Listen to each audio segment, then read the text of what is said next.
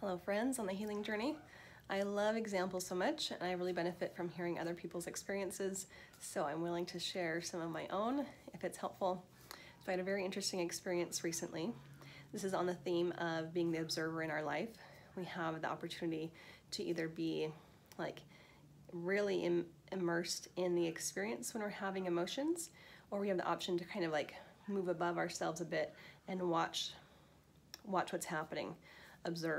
Observe what are the thoughts in the mind, what are the emotions, what are the body sensations, how does the environment feel, what are people, how are they feeling and reacting. And when we're the observer, we're able to be less overwhelmed and overcome by it and just take it in as data and information and then choose what to do, versus when we're really blended and just immersed in feeling the experience. That's when we can really get caught up in our shadow side and in different wounds that we have. When wounds get triggered, it can be really intense to feel not only the emotions of this experience, but the emotions of every other experience throughout our entire history that have to do with this wound. That's where people can really get controlled and not be in contact with their higher self or their higher wisdom. So we have the option to be the observer and notice, oh, interesting, I'm having certain thoughts go through my head. I notice and I observe parts of me are feeling these emotions and these judgments and these fears. Interesting. I'm really curious about that. I'm just watching and observing and then asking, like, what are my options? What can I do about that? What do I want to do about that? So I really enjoyed or appreciate this experience. I didn't necessarily enjoy it at the time, but it was really valuable. So I'll share it. So I was having a conversation with a really close dear friend that I love a lot, and they shared an experience. They shared with me an experience they had when they were a child where someone harmed them physically. And my first reaction was like, whoa, like, wow, that's an intense experience to have, especially when it's your parent and you're a little kid. Your parent's an adult. They're the one responsible for you. They're the one you look up to, the one you depend on, the one you think is Superman. And for them to harm you, like, oh, that can be extremely painful and damaging. And then there's the risk of safety of if it's going to happen again or if it's going to escalate to cause permanent harm or worse. So my first reaction as they were telling me this was, wow, that is a really big experience. That is really painful. That can be very impactful in a lot of ways, especially as a small, vulnerable person coming from a large person that children can't really defend themselves against. And then I noticed, I let them keep talking, and I observed myself, and I noticed, there's a lot of different perspectives a lot of different reactions I could have to this. And as I started going through all of them, like, wow, I could feel so mad that someone caused them harm. I could feel so sad that someone caused them harm. I could want right now to go find that person and beat them up, like cause them harm, or go yell at them. I could want to hug my friend.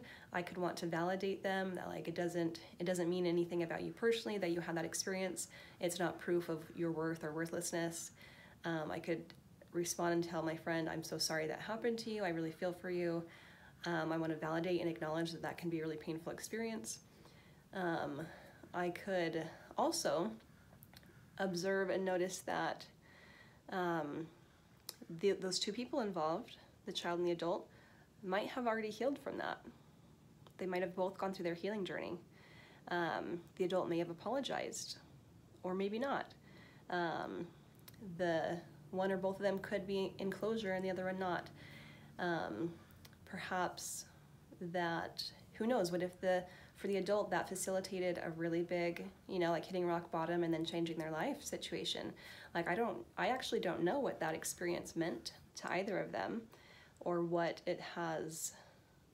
stories it has facilitated in their lives. So even though I have all these different reactions, and those are all my perceptions, and those are all happening inside of me, that I actually don't know what's happening inside of them. Like even in this moment when my friend just told me this to me, I don't know what it means to them. Like what if they've healed from it and they don't carry any of the pain anymore and they're grateful for it because they learned a lot from it? What if they're still in a lot of pain?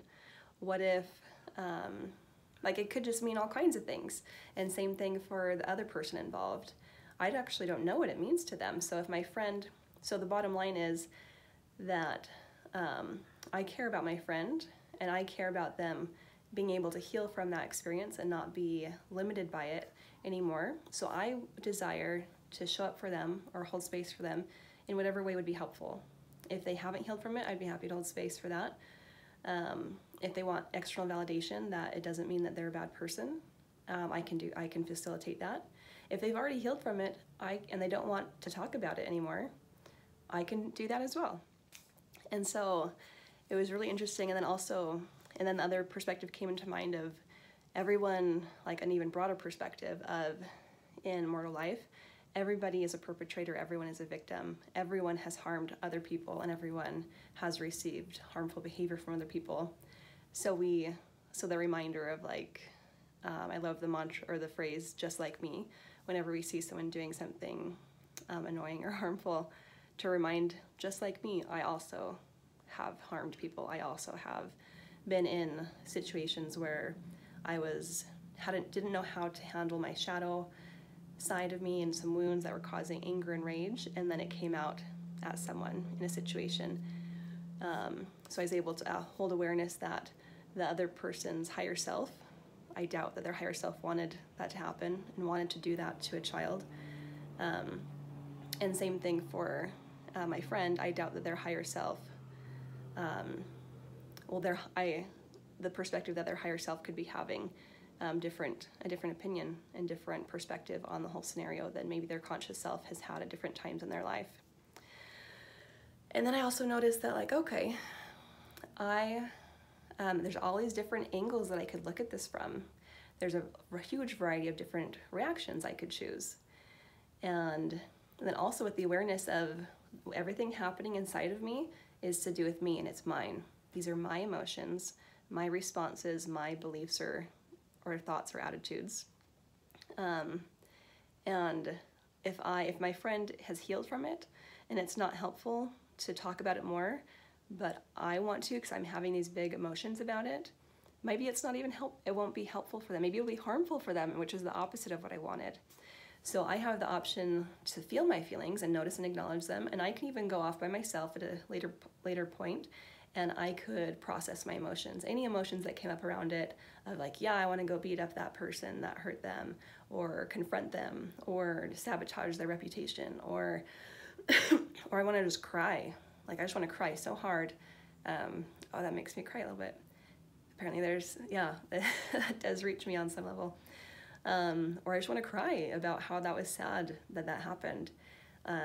Or maybe I feel anger inside and I want to like scream into a pillow to express that. Like I can go off by myself and facilitate whatever processing I need to do around this experience, and it's separate from them. Like if it wouldn't be helpful for them to hear it, they don't,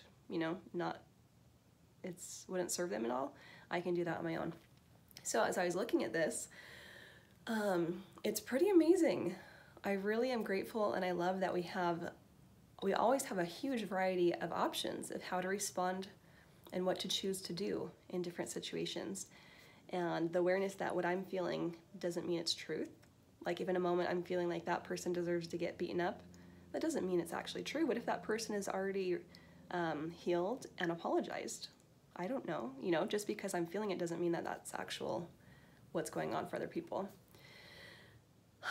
Okay, so I love the analogy of a menu. I think Sadhguru mentioned this. A menu, like when you go out to eat and you look at the menu of like all the different things you could choose. Like maybe I'll have this, or I'll have this, or I'll have this.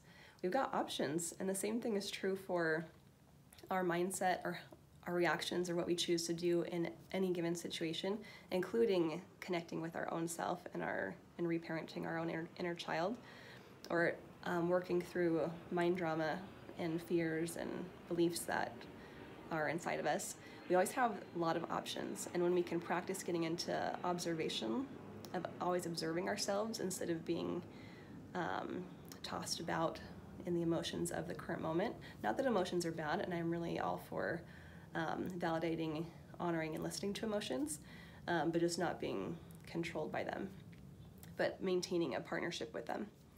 So I love that. I loved it so much. That there's a variety of different perspectives that we can hold all at the same time. Yeah, and so I just wanted to share that experience. Often when I have a new experience or have an experience in a new way, it's like, oh, I hadn't experienced that being possible before. And now that it is, that's great. I want to share it so other people can connect whatever they can connect to inside themselves when they hear it. So enjoy looking for the options and the possibilities in life.